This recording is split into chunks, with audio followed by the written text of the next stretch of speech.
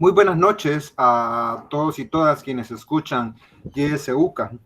Sean bienvenidos y bienvenidas a su espacio Abriendo Puertas, un espacio de reflexión sobre la realidad nacional que es producido por el Departamento de Sociología y Ciencias Políticas de la UCA. Mi nombre es Luis Aguilar y esta noche tenemos el gusto, el placer de poder compartir con dos miembros de la comunidad universitaria.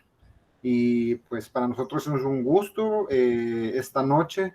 Antes de presentarlo, vamos a discutir o a poner en la palestra el tema de hoy.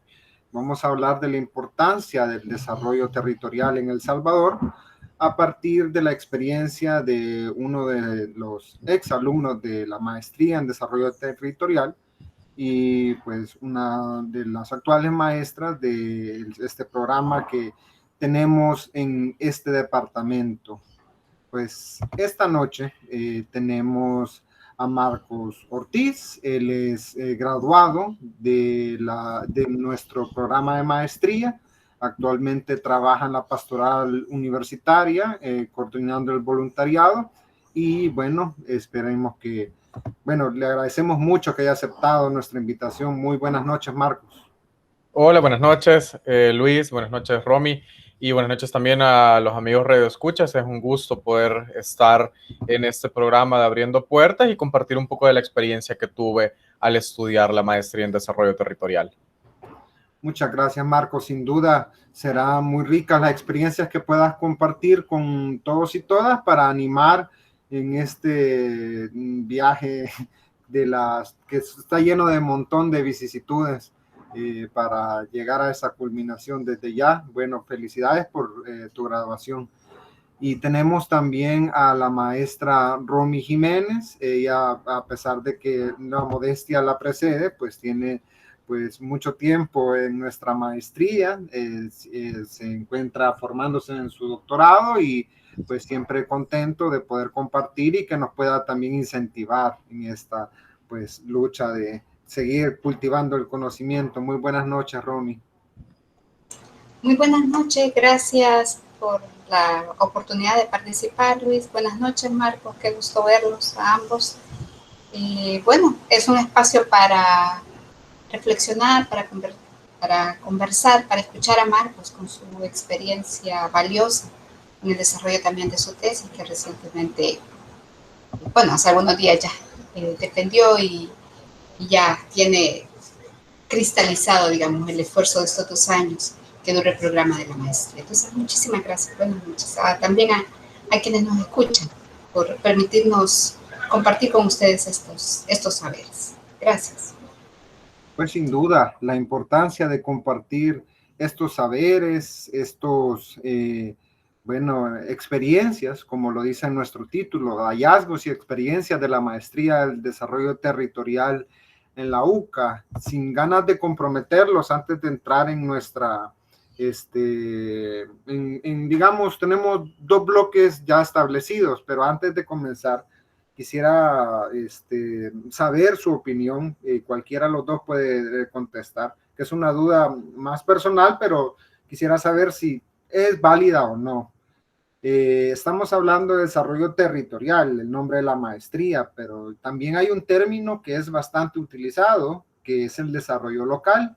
Es en este sentido una forma, digamos, tiene sentido de otra o es indiferente, o cuál es la importancia de diferenciar uno de otro. Y pues esa es la pregunta que dejo en la palestra. No sé, quizás cualquiera de los dos, Romy.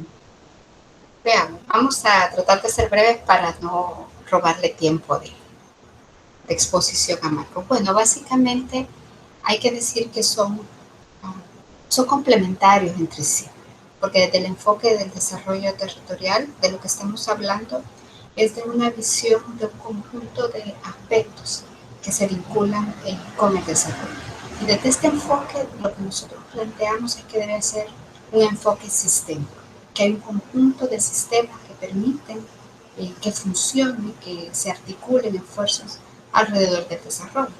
Pero una cosa fundamental y que está vinculada también con el enfoque de desarrollo local es que entendemos el desarrollo como algo más que los aspectos económicos. No decimos que no sea así, pero de lo que se trata es de romper el paradigma que el desarrollo está vinculado solamente con los indicadores económicos, sino más bien que está relacionado con un conjunto de sistemas vinculados con lo ambiental, lo político institucional, lo social, evidentemente también lo económico, pero que funcione de una manera que debe articular procesos, iniciativas,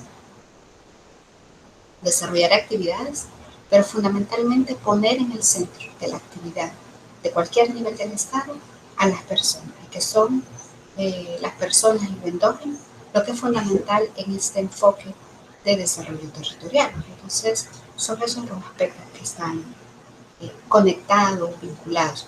Por supuesto, esto implica la inclusión de la niñez, la adolescencia, mujeres, personas con discapacidad. Entonces, ese es el punto para nosotros y para nosotros de la maestría en desarrollo territorial. Eso es lo fundamental. Sí, en este caso, muchas gracias, Romy, por destacar esos aspectos que no solo implica el desarrollo pues, económico, sino una serie de sistemas y subsistemas que coexisten para brindar un desarrollo a las personas que están en el territorio. Marcos, en este sentido, ¿por qué estudiar esta maestría? ¿Qué es lo que, digamos, podría en tu caso, o podrías en tu caso compartirnos de cuáles fueron tus motivaciones para emprender este viaje de una educación en este ámbito, habiendo tantas maestrías? Pues, ¿qué es lo que te motivó en específico? Bueno, Luis, yo creo que parte de un sueño y de un sueño como muy utópico, que es la transformación positiva de la realidad, digamos. Y digo que es utópico porque es complicado y me parece que también es complejo hablar de cambio social, hablar de transformaciones, sobre todo cuando, por lo menos en mi caso, desde mi experiencia, bueno, yo tengo años haciendo voluntariado, dirigiendo iniciativas de voluntariado, trabajando con jóvenes, trabajando con comunidades, trabajando con poblaciones empobrecidas y marginadas. Y pensé, bueno, mis ideales siempre han estado en colaborar en esta transformación de la realidad. Y necesitaba también ir adquiriendo nuevos conocimientos teóricos y empíricos que me facilitaran este proceso y que me permitiesen también mejorar mi servicio. Porque yo creo que esto es, o sea, trabajar por un cambio social también es un servicio. Bueno, y ya decías, yo trabajo en la pastoral universitaria también, desde mi identidad ignaciana, cristiana, viene dado esto de trabajar por una sociedad más justa, pero como un servicio que yo puedo ofrecer. Y sabía que esta maestría podía darme estas herramientas. Ya Romy explicaba un poco el enfoque sistémico y el desarrollo territorial. Y, digamos, yo entré a la maestría teniendo como una idea muy vaga de qué era el desarrollo. Y ahora que me cuesta todavía después de graduarme entenderlo, pero porque es una realidad compleja. A veces uno piensa, bueno, solo es mejorar la condición de vida de las personas, pero eso es complejo, eso es difícil, sobre todo porque no siempre va a depender de quienes facilitan esos procesos de desarrollo, sino también de otros actores que están involucrados en el territorio. Y bueno, un poco era esa mi motivación, digamos, tener estas herramientas necesarias, adecuadas para poder ofrecer un mejor servicio desde mi labor en la pastoral, pero también desde mi quehacer universitario.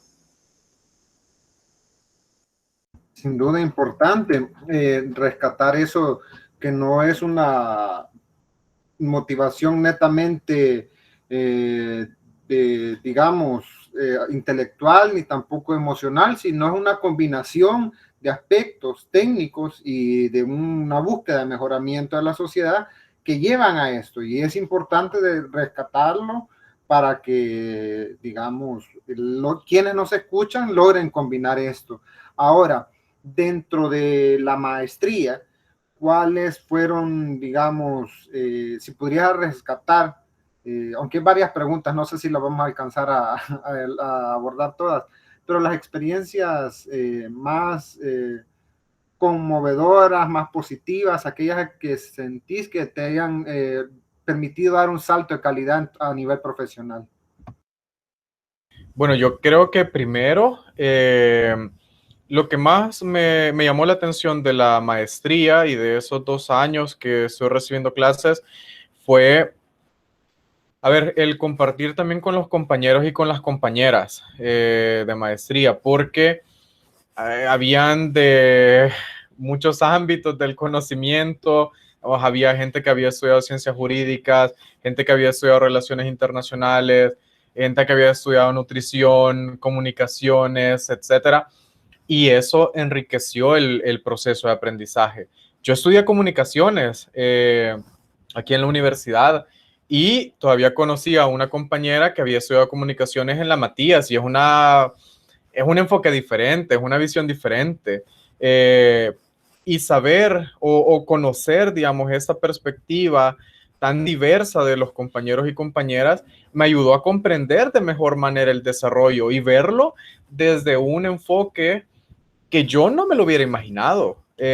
Porque a veces yo creo que también en esos procesos de aprendizaje, si todos tenemos como el mismo punto de partida o uno muy similar, es difícil ver las cosas de manera diferente, pero digamos, era muy llamativo saber, bueno, de cómo lo veía el sociólogo, cómo lo veía la abogada, el desarrollo, y conocer esas diferentes experiencias, porque también era de compartir qué estábamos haciendo en nuestro cotidiano, en qué trabajábamos, y darme cuenta que habían, bueno, yo creo que tuve como 41 compañeros y compañeras, no recuerdo muy bien, pero eran como 40, y darme cuenta que había tanta gente queriendo queriendo trabajar por esa transformación positiva de la realidad desde diferentes puntos de partida, era interesante y enriquecedor. Luego, yo creo que también los y las docentes que tuve en la maestría también me ayudaron a comprender de mejor manera, porque no eran personas o no son personas que solo lleguen a hablar y a compartirte lo que dice un texto o eso, sino que también comparten su experiencia, comparten cómo perciben el desarrollo, cómo perciben la realidad. Y se preocupan, creo yo que eso sí es como una preocupación muy auténtica, muy honesta, muy que nace de lo profundo, porque logremos comprender lo que nos están transmitiendo y que vayamos construyendo también conocimiento de manera conjunta. Y yo creo que ahí sí hay una diferencia como sustancial o muy significativa entre, no sé, la carrera que estudié en el pregrado, donde a veces los catedráticos y catedráticas solo llegaban a, bueno, aquí sale información, apréndanla. Y en la maestría, que era más un discutir, era un dialogar y era construir de manera conjunta y colaborativa conocimiento. Yo rescataría esos dos momentos o esas dos experiencias, tanto con mis compañeros y compañeras y con los docentes y las docentes de la maestría. Yo creo que eso fue lo más enriquecedor de todo. Bueno, muy interesante ver esas disciplinas múltiples que conviven y ese enriquecimiento que pues a uno le permite pues buscar alternativas de cambio en un programa tan complejo. Quizás me gustaría porque hay otra pregunta que tiene que ver con esto, pero quizás también preguntarle a Romy si nos pudiera explicar o exponer a nuestros oyentes cuáles han sido, digamos, las satisfacciones más grandes, esto sería un poco más a nivel personal, similar a lo de Marcos, pero que uno puede observar con los alumnos y alumnas de la maestría? ¿Qué es lo que uno, o que en tu caso has logrado rescatar como alguna experiencia significativa que pudiera motivar a las personas a ver ejemplos que se repliquen o situaciones que valga la pena resaltar? Bueno, vean, yo creo que una de las experiencias más gratificantes es evidenciar con los trabajos que hacen los estudiantes, las estudiantes, su preocupación por lo que ocurre en el ámbito de lo que se podrían denominar entidades territoriales. Es decir, cómo se desarrollan esos procesos, cuáles son esos significados, pero también la capacidad de ir formulando propuestas, de ir haciendo lecturas y lecturas críticas. Eso no significa criticar. Cuando hablamos de nosotras de lectura crítica, estamos hablando de un análisis de esa realidad que tenemos, sobre la cual recibimos información, investigamos, pero hacemos una lectura que lo que pretende es construir procesos. Y en ese sentido, el tema de la escucha activa es fundamental. Me parece que una actividad central y que de repente está un poco complicada en algunos días, no voy a mencionar por qué, pero a veces esto de la escucha activa cuesta un poquitito. Y entonces cuando hablamos de eso, de la lectura crítica de la que estoy hablando, hacen los y las estudiantes, es porque van a lo que se denomina territorio. El territorio es todo. Son las personas, son los espacios geográficos, son las instituciones, el sistema a través del cual funciona todo este aparato. Pero esa lectura crítica es, voy y construyo alrededor de la experiencia. Marcos ha hecho, por ejemplo, en su tesis, una interesante investigación sobre representaciones sociales y sobre ruralidad en el municipio, en la zona nororiental de Chalatenango. Él puede ahondar un poco a partir de esta experiencia. Pero yo diría que esas son parte de las cosas importantes. Y retomando un poco lo que decía Marta, yo quisiera rescatar esto que él dice, es como una utopía. Pero yo quiero recordar que Eduardo Galeano decía que la utopía sirve para caminar. Y justamente de eso estamos hablando. Caminar y hacer y construir colectivamente. Aceptando la diversidad, aceptando las diferencias, pero caminando colectivamente en pos de una visión estratégica del futuro que se quiere desarrollar. Sí, sin duda es importante rescatar este carácter de alguna manera utópico que nos orienta el camino. No significa llegar a una etapa finiquitada, sino siempre buscar mejorar. Y pues es importante. Y sin duda vamos a discutir en la segunda parte sobre todo los hallazgos, lo que se encontró Marcos en su tesis, pero para, digamos, casi terminando este primer bloque, es increíble cómo se va el tiempo de rápido. Quizás no es una pregunta cómoda, pero sí creo que es necesaria, Marcos, en el sentido de que uno se mete a una carrera universitaria y existen pues estas buenas intenciones, esta manera rica de encontrarse con estos ámbitos tan diversos, con los compañeros y compañeras. Pero ¿cuál es el reto más grande? ¿Qué es o cuáles han sido las dificultades más grandes? Porque ahora ya tienes el título universitario, pero en esa circunstancia es fácil ver el éxito, pero esto implica una serie de retos o desafíos que pues solo quien los vive los puede explicar. Entonces quisiéramos que nos compartieras cuáles crees que son los retos más grandes que se pueden contar en este programa.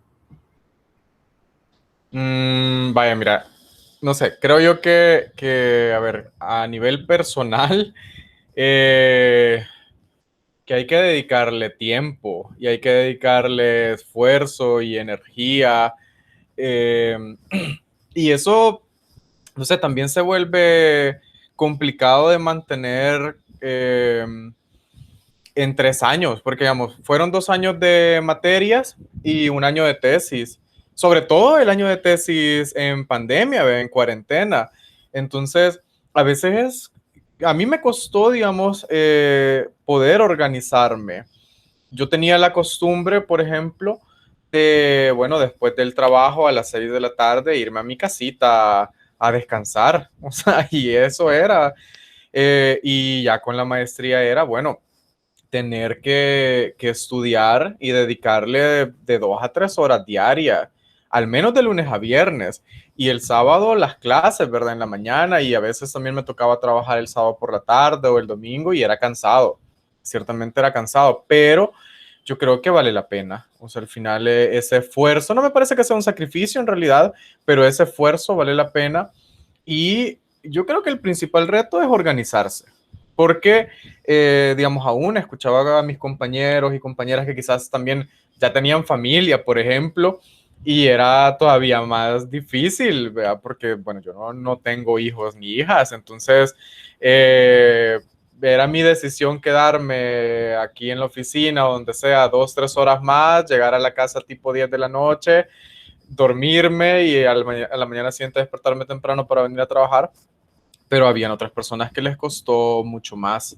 Pero yo creo que es de organizarse y tratar de salir adelante, porque me parece que también un reto de la maestría es que, bueno, las materias por lo general duran entre 3 o 4 semanas, si no me equivoco. Entonces, a veces, claro, el conocimiento que se está construyendo también requiere de mucho tiempo, de mucho esfuerzo, de mucha energía para esas pocas 3 o 4 semanas. Entonces, a veces uno va corriendo, creo yo. Y también es difícil, o por lo menos a mí me costaba tratar de comprender la complejidad del desarrollo de diferentes ámbitos, diferentes perspectivas en ese tiempo que a mí me parecía corto, sobre todo cuando habían materias en las que yo no tenía mucho conocimiento previo. Por ejemplo, me recuerdo que una materia que se me hizo muy difícil al inicio fue esta que combinaba el desarrollo y el género, porque yo no tenía estudios en género y sabía muy poco. Entonces, para verlo en 3 o 4 semanas, pues me costó y lograr comprender, digamos, esa vinculación y ver otras perspectivas y conocer otras realidades que yo desconocía. Y yo creo que también ese es un reto del programa. Pero no quiero decir que, ay, bueno, es difícil, entonces mejor ya no se hace, vea. Sino que hay que saberlo afrontar y si creo que si tenés la motivación de estudiar la maestría y tenés el tiempo, tenés como los espacios, pues yo creo que se saca. O sea, son retos que se pueden afrontar y se pueden superar con un poco de esfuerzo y energía y tiempo, pero se puede. Creo yo que esos son como los principales retos, Luis. Sí, importante eso de que no implica que no existan esos retos, tal cual lo menciona Marcos de una manera bien clara, pero tampoco que no sean sobrellevables, es decir, que cada cosa que valga la pena, tanto a nivel personal como a nivel, digamos, local, incluso nacional, implica un esfuerzo tanto individual como colectivo, y esto es lo que pues refleja este programa que lleva pues, el Departamento de Sociología y Ciencias Políticas. Hemos llegado a la primera parte de nuestro programa. Estamos hablando de desarrollo territorial con Marcos Ortiz y Romy Jiménez. Estamos en su programa Abriendo Puertas. Regresamos después de esta pausa comercial. Bueno, bienvenidos y bienvenidas nuevamente. Seguimos hablando de desarrollo territorial con nuestros amigos de la comunidad universitaria y vamos a pues recurrir, antes de seguir con nuestra entrevista, a una sección que se llama Así lo dijo. Pues en Así lo dijo tenemos una expresión que la vamos a leer y vamos a ver cómo reaccionan nuestros panelistas. Dice, se ha conocido el pliego de propuestas de reforma a la Ley de Acceso a la Información, a la Ley de Acceso a la Información Pública, presentadas a la Asamblea Legislativa por el presidente de la República, Nayib Bukele, por medio del Ministerio de Gobernación y Desarrollo Territorial. Estas implican un retroceso al acceso a la información pública, transparencia y lucha contra la corrupción. Esto lo dice FESPAD el 14 de julio de este año. En este sentido, hay dos preguntas que quiero retomar. Tal vez alguna pues nos ayuda a orientar la plática. En el nuevo gobierno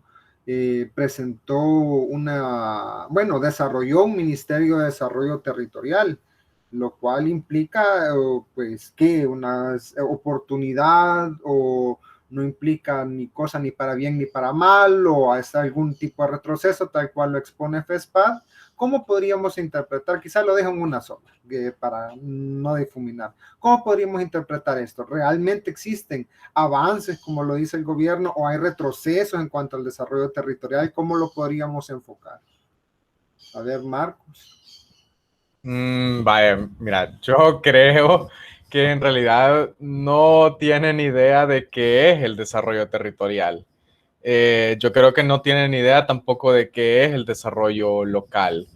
Es decir, existe el FISDL y yo creo que tiene iniciativas importantes, proyectos, programas importantes, pero me parece, y esta es una opinión muy personal, que este gobierno cree que el desarrollo es hacer un puente, o el desarrollo es hacer, o solo dirigirlo a infraestructura, o solo hacer un proyectito X sin consultarle a la gente, sin establecer alianzas con otros actores del territorio.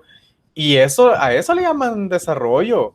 O Bukele, cuando hablaba en su dichoso plan Cuscatlán, que decía, ay, vamos a hacer lo del tren del Pacífico y el aeropuerto en Oriente y esas tonteras que compartió en su momento, y que no tienen idea de qué es desarrollo. O quizás y es una visión muy tradicional, muy obsoleta ya, y también populista, que al final yo creo que es eso. O sea, no es que le interese mejorar las condiciones de vida de las personas, simplemente le interesa engañar y desinformar y mantenerse en el poder, y que eso va relacionado con la ley de acceso a la información pública, que al final todo ese esfuerzo que se hizo hace más de 10 años para conformar esta ley, para conformar el instituto, y ahora todo el desmantelamiento que está haciendo es para simplemente encubrir, creo yo, los actos de corrupción y los actos sin sentido que está haciendo. Y yo creo que no tiene ni idea de qué es el desarrollo, no tiene idea de qué es transparencia, no tiene idea. De lo que yo creo que sí tiene idea es de la corrupción. O sea, de eso sí tiene idea y lo hace muy bien, me parece.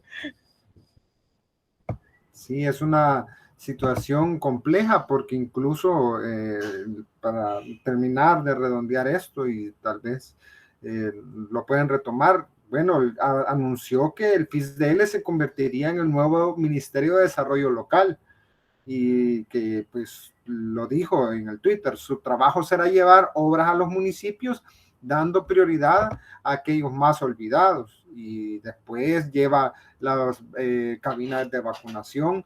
Y esto, digamos, lo pregunto porque la universidad se ha proyectado con una opción preferencial por los pobres, por los que más sufren, y realmente pues podría generar alguna expectativa en la población de que existan estos esfuerzos de que haya de nombre un Ministerio de Desarrollo Territorial, pero por lo que pues se retoma los indicios, a pesar de que eran al principio esperanzadores para mucha gente, no se sabe si se cumplen o no, tal cual lo dice Marco. Hay mucho oscurantismo, sobre todo en el acceso a la información.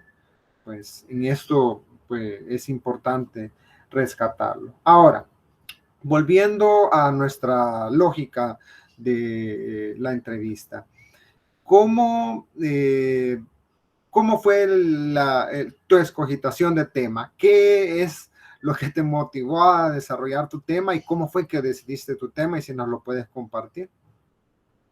Vaya, bueno, mi tema que, así como lo decía Romy hace un rato, yo lo que quería investigar eran las representaciones sociales sobre ruralidad, es decir, en las personas, y yo elegí a los agentes de pastoral de la zona nororiental de Chalatenango, que para mí, bueno, eran 3 municipios, o fueron 3 municipios: San Antonio de los Ranchos, San José de las Flores y Arcatao.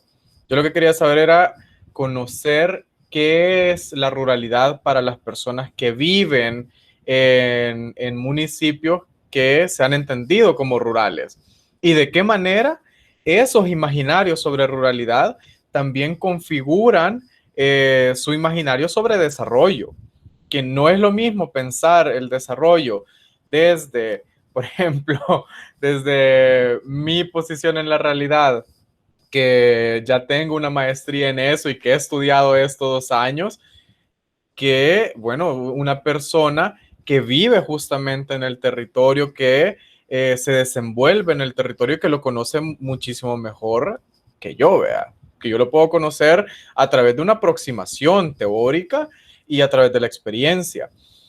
Y bueno, a mí me llamó, digamos, la atención el tema. Creo que lo tenía claro desde que finalicé el primer año de la maestría. También porque, bueno, yo estudié comunicación social, y en comunicación social vemos esta teoría sobre la representación social de este psicólogo social llamado Moscovici. Y me parece que es son elementos que ayudan a comprender la realidad desde cómo la perciben las personas.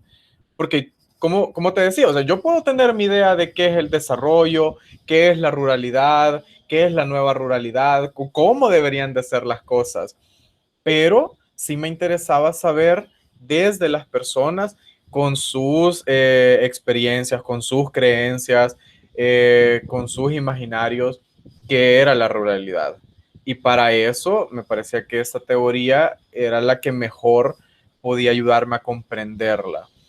Y justamente que también quería investigar algo que, no sé, que fuera también interesante y que no se hubiera hecho en el país, digamos, o que se haya trabajado poco, o también en la región. Y al hacer la investigación previa como para elaborar este estado del arte, me daba cuenta que es poco trabajado, o es poca esta vinculación o esta relación que hacen sobre las representaciones sociales y ruralidad, o representaciones sociales y desarrollo.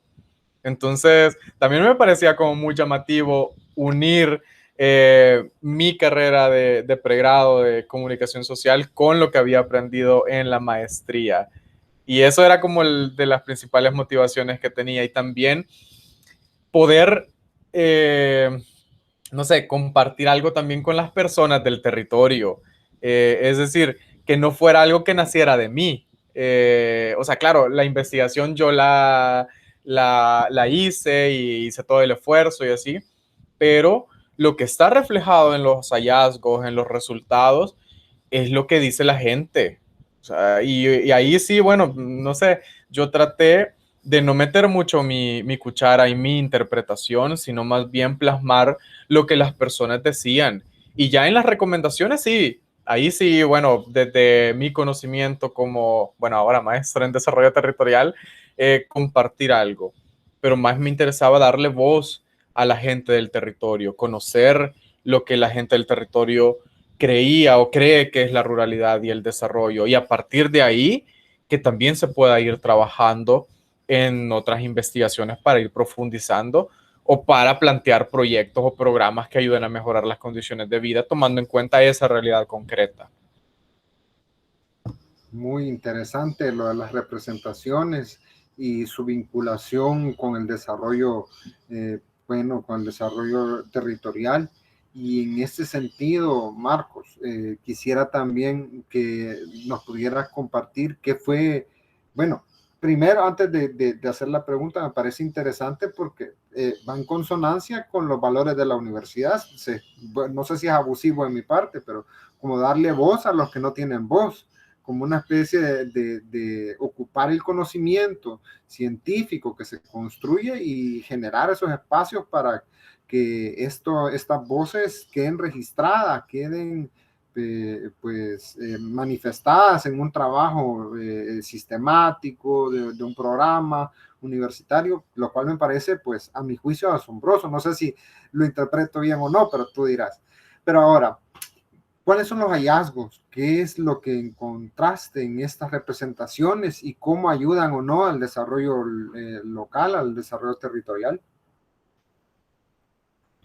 Y que justamente, digamos, es lo que vos decías, o sea, mi intención era generar un espacio de diálogo en el que las personas pudieran expresarse, pudieran compartir y también de eso aprender. Yo creo que eso es valioso, digamos, escuchar a la gente, pero no solo escucharla para, bueno, se lo voy a poner en la tesis y qué bonito, vea, sino también que a mí me ha servido para aprender de estas personas a través de su experiencia, entender mejor qué es lo rural y qué es el desarrollo, aun cuando choquen, creo yo, sí, yo creo que chocan con un poco lo aprendido a través de la teoría, pero justamente que ahí me parece que es donde se construye el conocimiento, cuando confrontamos la teoría con la realidad y a partir de ahí, bueno, vamos relacionando y vamos adecuando esa teoría a la realidad de los territorios y la realidad de la gente, ¿verdad? Y bueno, mira, yo encontré, a ver, 5 representaciones sociales.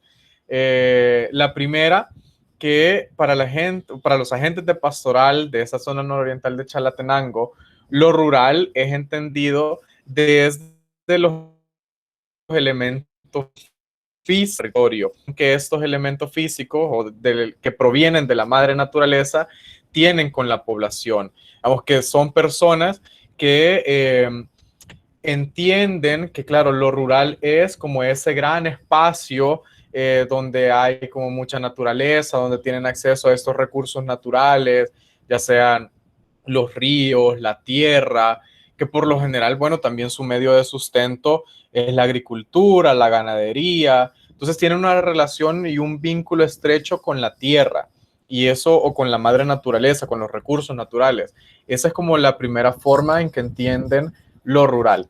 Lo segundo, que la ruralidad también está marcada y es comprendida por estos agentes de pastoral desde las carencias o necesidades presentes. Es decir, la gente lo que decía era, bueno, este es un territorio rural porque tenemos estas necesidades, porque no tenemos todavía acceso completo a servicios básicos, tal vez en algún cantón o algún lugar no tenían acceso a agua potable o a energía eléctrica, o decían, bueno, no tenemos acceso a las escuelas o no tenemos acceso a universidades, no tenemos acceso a hospitales. Entonces, desde esas carencias y necesidades también configuran qué es lo rural, porque para estos agentes de pastoral lo rural es ese territorio que tiene como graves carencias o necesidades. La tercera es que los rasgos identitarios que estos agentes de pastoral reconocen en las personas también configuran la ruralidad. Es decir, y aquí era más enfocado a cómo es la persona de lo rural. Que, digamos, yo podía responder a esa pregunta y me la hice y me la respondí antes de hacérselos a estas personas. Pero tenemos como ideas diferentes. Y, por ejemplo, la idea que ellas tienen de las personas de lo rural es que son personas como muy amables, son personas muy serviciales, muy cercanas, muy dadas, muy cordiales. Todavía son personas como muy respetuosas y hacían como hincapié en esto de, por ejemplo, el saludo, cómo saludan las personas de lo rural y decían, buenos días le dé Dios, por ejemplo. y decía, la gente de lo urbano ya no saluda así, la gente de las ciudades ya no saluda así, y a veces ni saludan. Entonces también relacionaban como esto de, yo creo que también tenían o tienen un imaginario como muy romántico sobre las personas de lo rural, vea, como esta persona que solo tiene o pareciera tener solo virtudes, pero no mencionaban muchos defectos en realidad. Los defectos, sobre todo en lo identitario, lo veían, o en la forma de ser o de la personalidad, lo veían en la gente de lo urbano. Y eso también es interesante, porque marca un yo soy de aquí y no soy de allá porque no hago esto. O sea, yo soy de lo rural porque sé saludar a la gente, porque me preocupo por la gente, porque le ayudo a las personas, porque soy solidario, solidaria. Y los otros, que ahí marca un nosotros y los otros no son así. Entonces, que eso también era como bastante llamativo, porque configuraba su identidad rural, digamos, configuraba lo que entendían como ruralidad. Lo tercero es que comprenden lo rural desde estas creencias, tradiciones, costumbres, valores y conocimientos propios del territorio. Es decir, por ejemplo, había un sacerdote que resaltaba mucho el tema de la agricultura y de la creencia de la gente y decía que si uno sembraba en sábado de gloria, eso iba a ser una cosecha espléndida, pero si lo hacía en otro momento no funcionaba. Eh, y esas tradiciones justamente son parte de la ruralidad, porque la gente decía, bueno, esto en lo urbano es que la gente no lo sabe. Y todavía hacían la relación con el trabajo de la tierra, que decían, bueno, la gente puede ir a estudiar a un instituto, puede estudiar en la universidad, pero ese conocimiento teórico muchas veces no funciona ya en el territorio. Y es más valioso el conocimiento que la gente tiene porque siembra todos los años, porque cosecha todos los años. Y esta persona de lo rural sabe más, digamos, que la persona que ha ido a estudiar. Y eso también configuraba qué era la ruralidad para los agentes de pastoral. Y lo último, que eso sí fue como, no sé, a mí me pareció muy, muy llamativo, fue que tenían o tienen una idea de ruralidad en contraposición con lo urbano. Es decir, si lo rural es un territorio con necesidades, lo urbano es un territorio donde esas necesidades no están tan presentes o donde uno puede solventar esas necesidades. Entonces decían, bueno, lo rural es porque no tenemos universidad, pero en lo urbano sí tienen. En lo rural no tenemos servicios básicos, pero en lo urbano sí tienen. Entonces, también es interesante conocer eso porque a través de estas 5 representaciones también configuran su imaginario sobre desarrollo y pareciera que la idea de desarrollo que tienen es que hay que tener lo que lo urbano tiene. Y eso es, digamos que al final es una visión como con la que podemos o no podemos estar de acuerdo, o sea, yo no estoy de acuerdo, porque también olvidan como estas características particulares, estas características muy propias de lo rural y pareciera que tienen a veces una idea como un tanto negativo de lo rural como tal, porque es un territorio olvidado, es un territorio donde no pueden mejorar, digamos, sus condiciones de vida, donde no pueden desarrollarse, no pueden obtener lo que quieren, no pueden cumplir sus sueños y sus metas. Y que justamente creo que nos hace repensar las ideas que tenemos sobre ruralidad y las ideas que tenemos sobre desarrollo y qué hemos hecho o qué se ha hecho durante estos años y que pareciera que esos territorios también son territorios olvidados, que si han... porque yo creo que ese también es un hallazgo importante, que al final los agentes de pastoral sí son actores fundamentales del desarrollo en el territorio, pero desde su propia concepción, desde sus propios conocimientos. Entonces, yo creo que sería también de apostarle más a lo rural y de apostarle más a esos territorios y de apostarle más a estos actores a veces olvidados, porque a veces nos centramos mucho en el gobierno local, nos centramos mucho en las ONGs, nos centramos mucho como en los empresarios, pero también me parece a mí que la Iglesia Católica tiene o ha jugado un papel fundamental en ciertos territorios, no en todos, o sea, no en todo el país, pero en ciertos territorios como ese, la zona nororiental, sí, y habría que aprovechar eso y potenciar eso que ya existe y bueno, también mostrar como esta perspectiva diferente de ruralidad y desarrollo desde este conocimiento más teórico. Sí, sin duda, súper interesante porque no tendríamos que asociar subdesarrollo con ruralidad y eso podría, pues, interesante para la proyección de un desarrollo de un método comparado, como en países como Costa Rica, que está tan cerca y pronto hay gente que vive en lo rural y no necesariamente pues subdesarrollado. Quizás porque nos quedan pocos minutos antes de retomar con Marcos, quisiera que Romy nos pudiera pues rescatar, proyectar elementos importantes de la maestría, cómo sigue en pie, cuáles son los tiempos de inscripción y si, bueno, qué podría hacer alguien que quisiera estudiar el programa. Bueno, muchas gracias. Gracias a Marcos por compartir sus reflexiones y que hay un tema que justamente se desarrolla en el programa de formación de la maestría y tiene que ver con la noción de actores. Como todos los actores, con independencia de, digamos, de la procedencia que tienen, ocupan un papel importante en todo este enfoque de desarrollo, en los municipios, en las microrregiones, etc. Bueno, nuestro programa de formación dura 2 años, más el periodo de elaboración de la tesis. Es un programa semipresencial. Eso significa que durante todas las semanas se trabaja, se desarrollan actividades y el día sábado hemos tenido sesiones presenciales. Ahora con la pandemia pues ha tenido un poquito de ajustes, pero en ese sentido decir que es un programa semipresencial.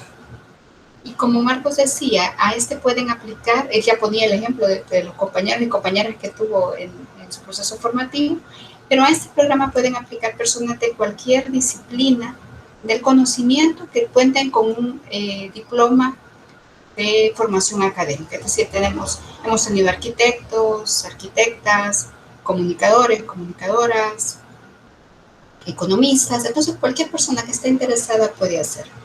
Puede ingresar a la página de posgrados de la universidad, identificar nuestra maestría y ahí llenar los requisitos. También, bueno, nuestra página de Facebook como Maestría en Desarrollo Territorial también está ahí disponible.